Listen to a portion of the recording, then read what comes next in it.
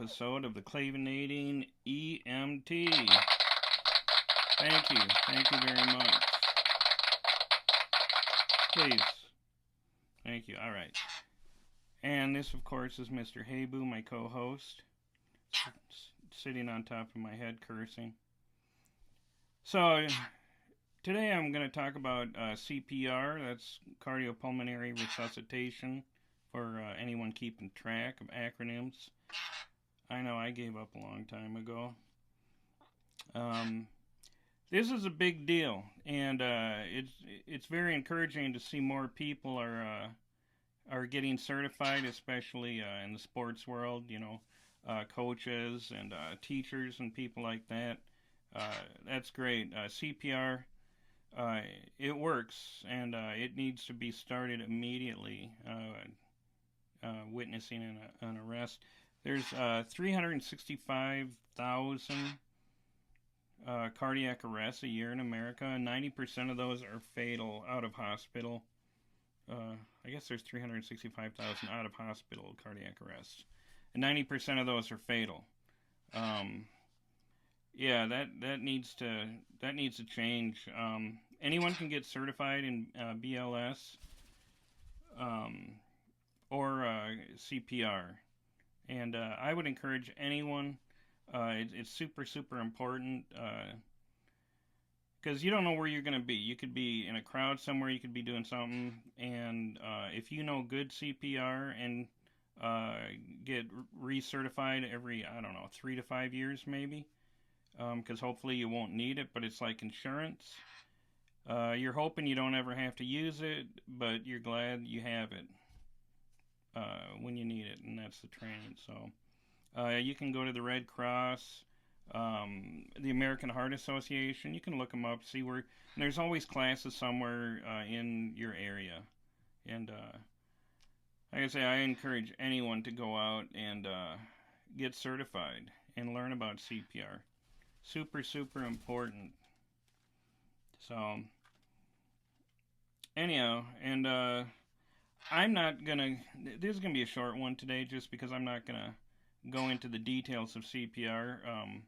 I'm not qualified to teach at this point, even though that's my next step is to become an instructor in CPR. I think it's that important, and there's nothing more discouraging than when the tones drop and you're sitting around and either the station or on your pager, and the tones drop and say, 50-year-old male or female, whatever, 50-year-old unconscious, not breathing, and RP refuses to start CPR. RP is the person calling the arrest in.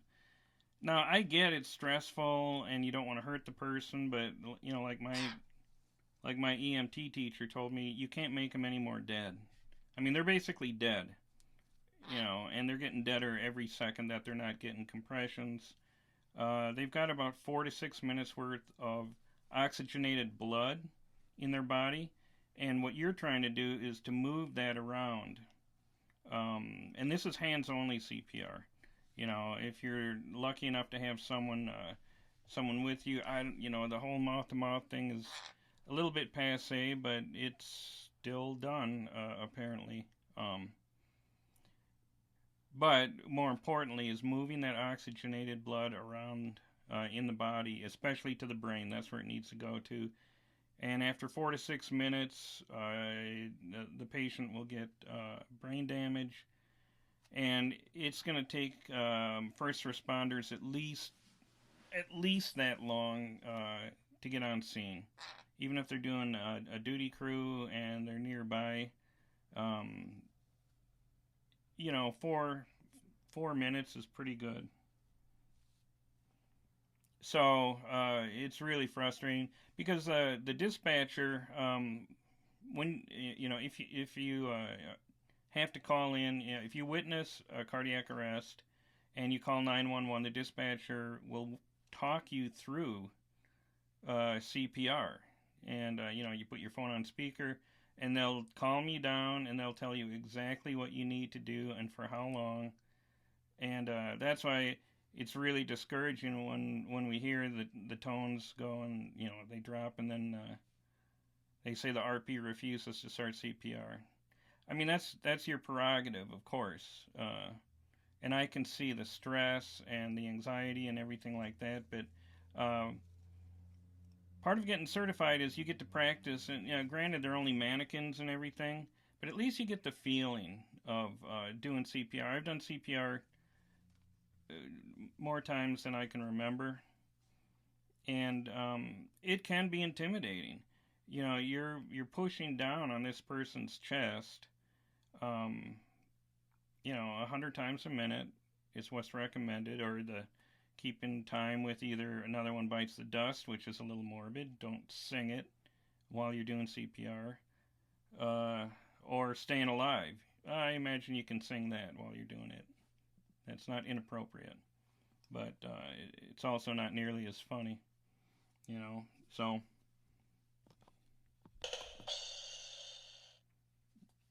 thank you. I will be here all week. I live here. Where else am I going to go? Anyhow, but super, super important to start those compressions immediately. And then the training that you get from your CPR training will kick in, and you'll be calm and cool, and you'll work that person until first responders can come in and take over. So that's the thing to do. And if you're lucky, and I hate to even use that word when it comes to medicine, but there's a thing called ROSC that is every first responder's dream, and it stands for return of spontaneous circulation. That's when you take someone that's fully arrested, basically they're dead, and you bring them back to life. I mean, that's simplistic as hell, but that's what ROSC means. You take someone whose heart stopped beating, and you got it to start again, either through CPR or AED. That's the other component, because chances are, not always, I don't know what the chances are, but if you're in a grocery store, at a sports arena, office building, a lot of places have automatic electronic defibrillators, AEDs, and in little cases, and you open them up, and you open the case on them, and a voice starts telling you exactly what to do. It's like really calm, really deliberate. It tells you exactly where to put the pads, how to use them, and everything like that, and to stay clear when you're giving a shock to the patient. So, because if you don't stay clear,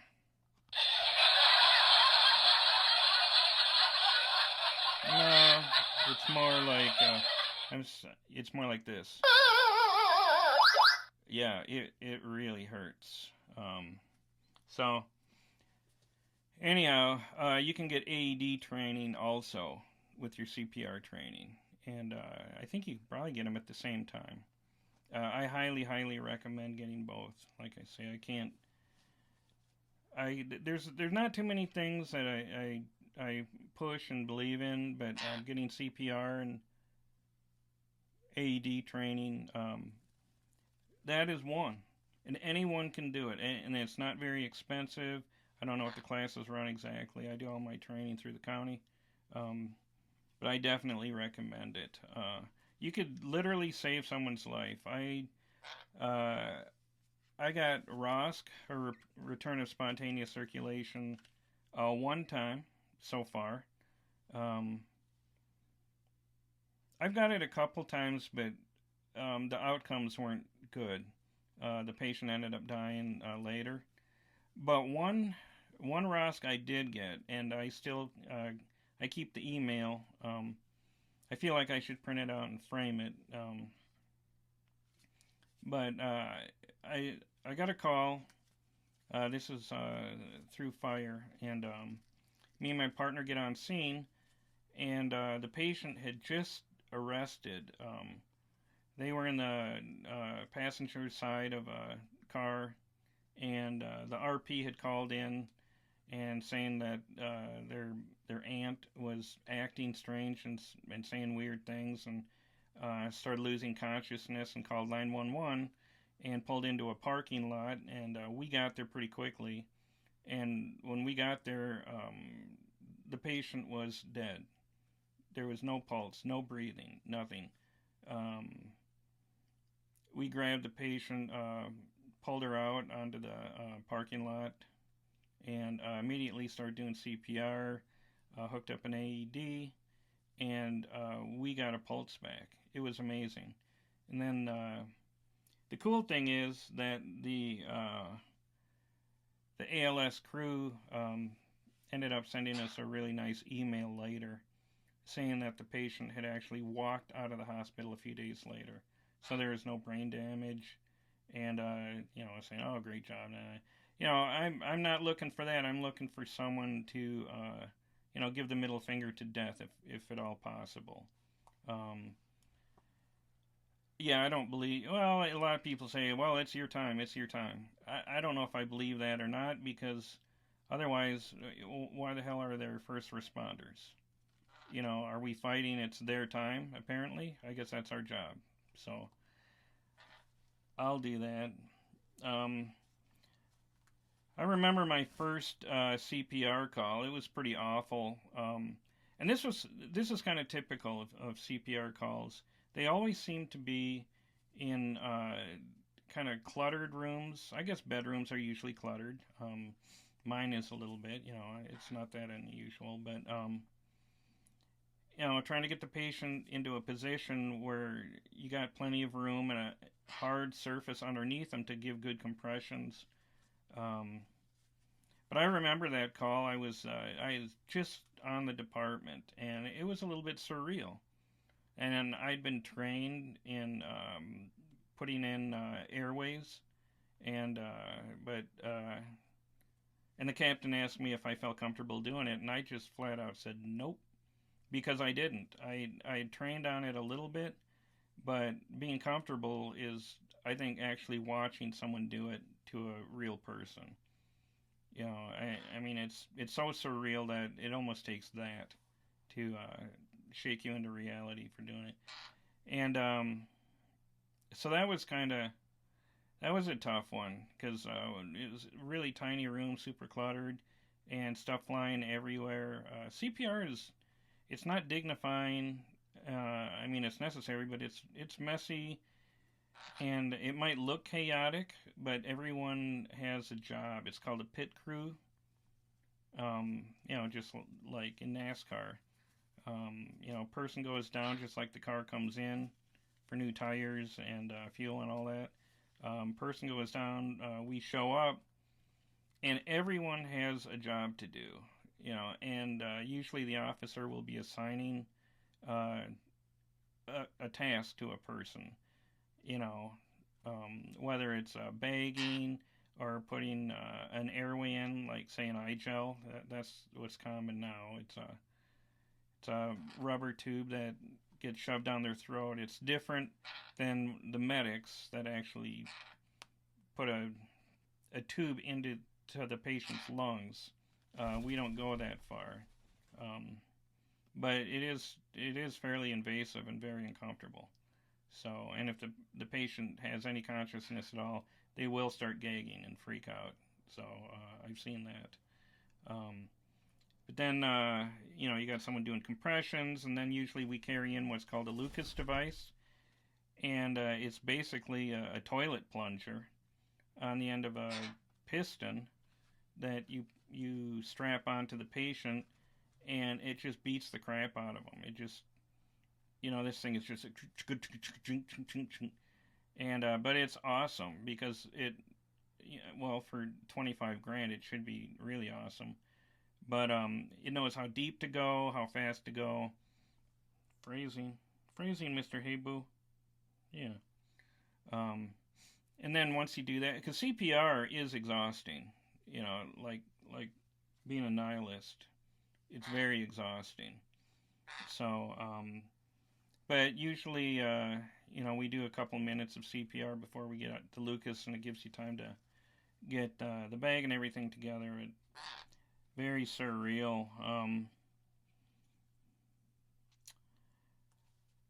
Also, I've had a few kind of odd CPR calls. Now, I went to this one call where the patient was in end stage cancer, and we all showed up, and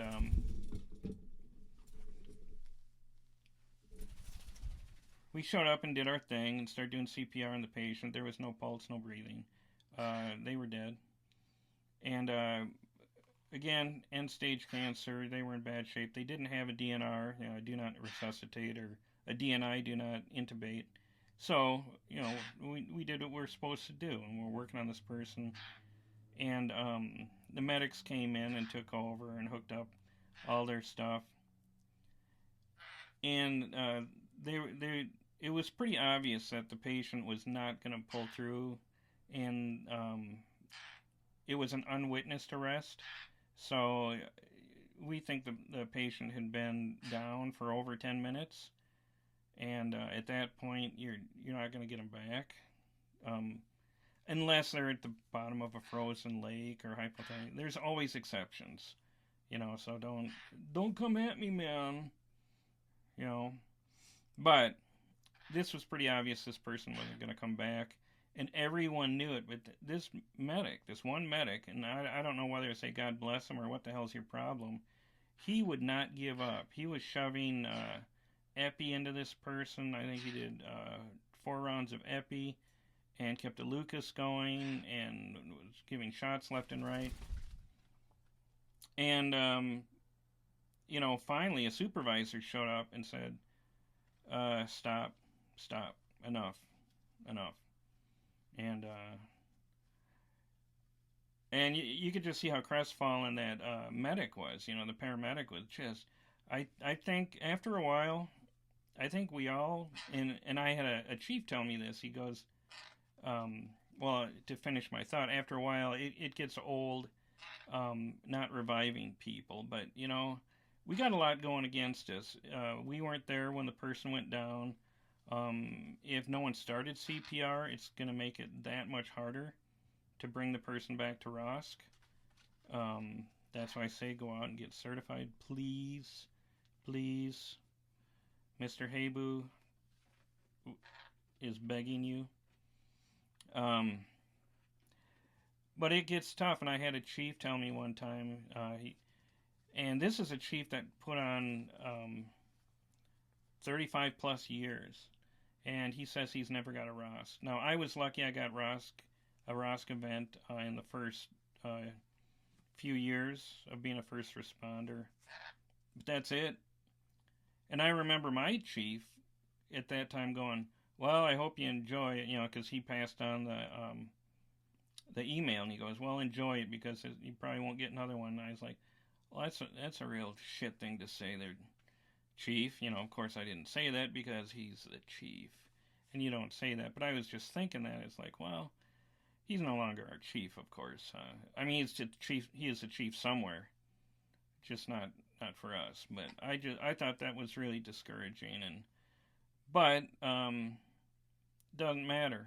I am gonna try and do my best every time I get called to do CPR, and but I also know when to give up. Well, as an EMT, we give up when we're told. We can't call time of death. Medics can via a doctor at the hospital. Just like Roy and Gage in emergency always had that phone. Yeah, they do the same thing now. So, but I had this one chief say, geez, I've been doing CPR for 35 years, and I've never had one live on me. I must be doing something wrong. No, he wasn't doing anything wrong. All the factors did not come together for this guy, for him to get ROSC. Now, we've had ROSC with other situations. My EMT jobs, we had a hockey player go down, high school age female, right in front of the net. She had a unknown, previously unknown heart condition, and ironically, that was my shift that I gave to a brand new EMT who ended up having to do CPR. Luckily, her grandmother was in the crowd or nearby, and who was a nurse, and helped her out, and they brought the person back. Unfortunately, the person was so traumatized that the EMT that took my shift, because it was her first shift as an EMT, she quit. It was just, she didn't want to go through it again. I would have been running around high fiving every person in that stadium personally, but um, we're all different. But it does get really discouraging to use CPR and AEDs over and over and not get positive results.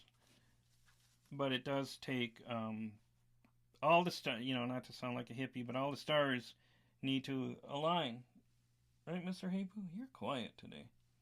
Good. I like quiet, Mr. Habu. But like I say, this poor medic, I could so feel his pain. Now we're talking about a person who passed away. They were very sick to start with. Um, it's really sad and unfortunate. And families usually witness CPR. I did have one call. A young, I consider young, mid 50s woman and her brother, about the same age, were sitting on the couch, middle of the afternoon, watching TV. Um, the brother had full cardiac arrest, just slumped over and fell on her. And she just, like, thought he was messing around. Calls 911. Luckily, one of our people lived next door, and when the tones went down, and he got over there and started CPR immediately. And I got there pretty quickly. I was on the first truck, and we started working on this guy, and I kind of backed away a little bit because medics came in. Now, the sister was literally running up and down this hallway, not knowing what to do. She had all this anxiety, energy, and was literally like kind of jogging up and down and putting her hand over her mouth. And I saw her out of the corner of my eye, and I was done with my station. I'd done my rounds and turned over everything to the medics. They still need firefighters for going to the hospital and whatnot. But I saw this poor woman running around, and I went to talk to her, and she just grabbed me and like hugged me really tight and like froze and just stopped, And the CPR scene, like I say, is very. It looks chaotic, but it's really not. It's organized chaos. But there's shit flying everywhere. There's bags being ripped open with this and that, and all kinds of medications. And the Lucas, again, looks like a medieval torture device. Um, it's a great machine, but it literally is just beating the crap out of someone trying to get them to come back to life. So this sister, I didn't want this sister to witness that. So I said, let's go back to one of these back bedrooms and sit down, and let's just, if you want to talk, great. If you want to just sit quietly, that's fine too. But why don't you do yourself a favor and just let the medics do their magic and work on your brother, and we'll just sit here. And we ended up sitting there for about 15 minutes. She talked a little bit, but not a lot. She was in shock. Not physical shock, but in disbelief. They ended up taking her brother to the hospital with the Lucas device, still working on him. And another brother showed up to take the sister to the hospital, and it was a real emotional time. The other brother was real calm, but he took the sister. But I feel like my role in that in that evolution of CPR really worked out, and it was just kind of a spontaneous thing I did. I wasn't planning on it. I didn't have training for it. I just grabbed. I kind of stood in her way, just to kind of make eye contact to get her to stop running, and that's what ended up happening. Now, I'm not sure the outcome. I don't think the outcome was very good, but yeah. So that was a sad case. But that's part of it. Again, if you're going to be EMT, and this show is all things EMT, uh, you're going to end up doing an awful lot of things that you weren't necessarily trained for as an EMT, but as a person, having empathy and compassion, uh, that's what we need a lot of. You know, the paramedics, they've got great big giant brains. They know how to do drug calculations in their head, and to do IVs and cardioversions and all this stuff. Um, and they have empathy and everything too, but they're usually really busy using their brains, where we're kind of busy using our hands and hearts as much as we can to bring that person down to some level of peace, or the family. So keep that in mind. If you're not a big people person, it might not be the job for you. Even though it doesn't matter if you're a people person or not, you should still get your CPR and AED qualification done, your certification for that. Because you never know if you're going to be at a bus stop, at a mall, at some place, and someone goes into cardiac arrest. You're going to end up being a big damn hero. And save this person. Give them a little more time. It could have been a one-off event, like that hockey player. Um, Anyhow, so this is Tommy. Another, like I say, a short one. Um, Take this to heart. Oh, gotta do it. No, but take it to heart. No pun intended. Actually, pun intended. And learn CPR, please. I might be standing next to you someday and going to a rest. So thanks, everyone. Thank you, thank you, thank you, thank you. And remember to always take care of yourself and take care of other people.